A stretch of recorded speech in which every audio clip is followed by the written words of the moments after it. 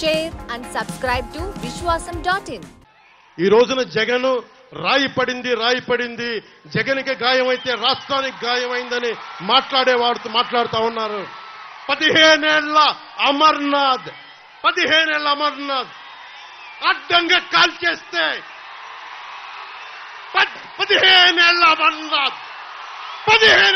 అమర్నాథ్ నిర్దాక్షిణ్యమైన పసిబిడ్డ చెరుకు తోటలో తీసుకెళ్లి కాల్చేస్తే రాష్ట్రానికి గాయం అవలా. 30,000 మంది ఆడపిల్లలు అదృష్టమైతే రాష్ట్రానికి గాయం అవలా. గాయమైందట గాయం.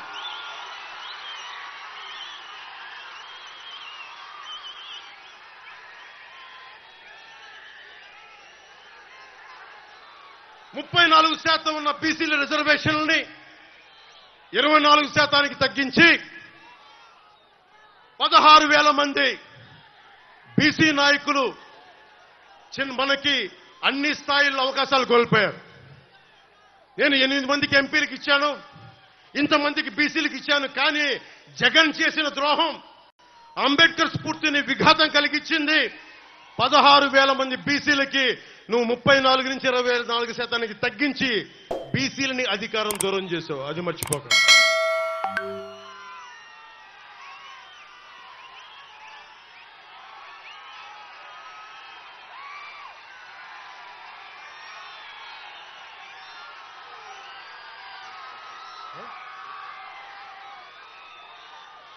పొద్దున్న చూస్తా ఉన్నా, నిన్న వైఎస్ జగన్కి రాళ్లు ఇసిరారంటే ఎవరో. అదేంటి చిత్రమో పాపం. ఎప్పుడు ఎలక్షన్లు రాగానే ఆయనకి ఏదో ఒక గాయం జరుగుతుంది. కరెక్ట్ గా ఎలక్షన్ ముందే ఎవరో ఒకరు చచ్చిపోవడం లేదా చంపేయడం. అంత హై సెక్యూరిటీ సిఐఎస్ఎఫ్ ఉన్న వైజాగ్ ఎయిర్పోర్ట్ లో 2019కి కోడి కత్తితో గాయం చేశారంట అక్కడ. సరే, మనందరం ఏం చేశాం?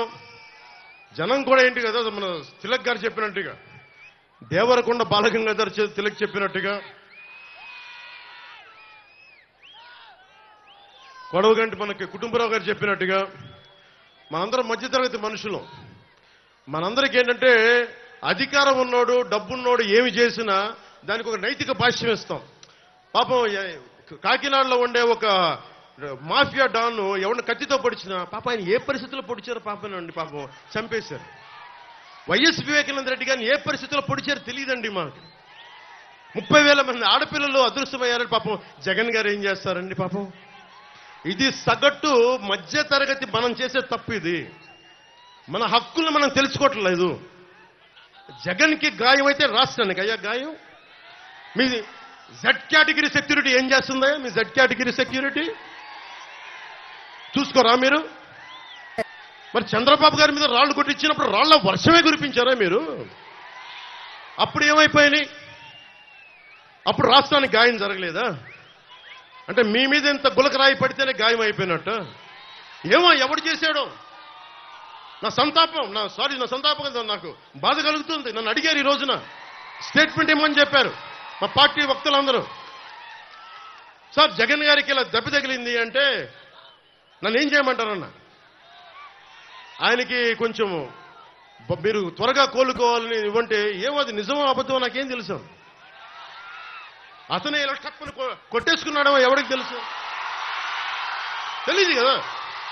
ఎందుకంటే కరెంటు పోయింది, దండలు ఉన్నాయంట. ఆ దండల్లో వాళ్ళే రాయిపెట్టి కొట్టుకున్నాడేమో, లేదు నిజంగా పోని ఒకసారి నాన్నా పులి కథలాగా ఒకసారి చెప్తే బాగుంటుంది. ప్రతిసారి ఎలక్షన్ రాగానే జరిగితే నిజంగా పులి వచ్చిన నాన్నా పులి కథలాగా అది అబద్ధం అనుకుంటాం. సరే, నిజంగా మీ మీద రాయి చూడండి, మీరు పట్టుకోండి. ఎదురుగా పొడిచిన వ్యక్తినే ఈ రోజు వరకు మీరు పట్టుకోలేదు. జైలు నుంచి అతను బెయిల్ ఇప్పించారు 5 సంవత్సరాల తర్వాత. కోడికత్తి వ్యక్తినే.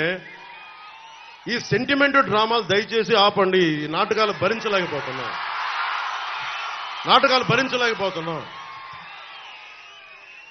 నేను వచ్చేటప్పుడు నా మీద బోల్డెన్ రాళ్లు పడతా ఉంటాయి. మనకి పీఆర్పీ టైంలో నేను ఖమ్మం వెళ్తా ఉంటే నా మీద రాళ్ల వర్షం, మా వాళ్ళందరికీ మోకాళ్ళు ఇరిగిపోయి నాకు ఈపుల మీద రాళ్లు పడ్డాయి. ఆ రోజున చెప్పుకోవడానికి మీడియా కూడా లేదు.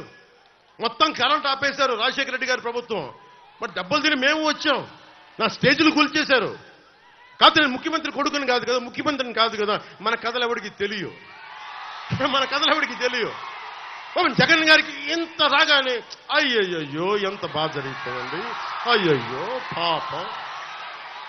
అమర్నాథ్ని తిరుగు తోటలో కాల్ చేస్తే పాపం లేదు. అది వైసీపీ వాళ్ళకి పట్టదు. Like, share and subscribe to Vishwasam.in.